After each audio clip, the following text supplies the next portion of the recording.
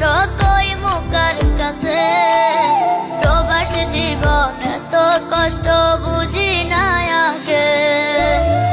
বুবের লাগা গলার হারে ছেলের মোবাইল ফোন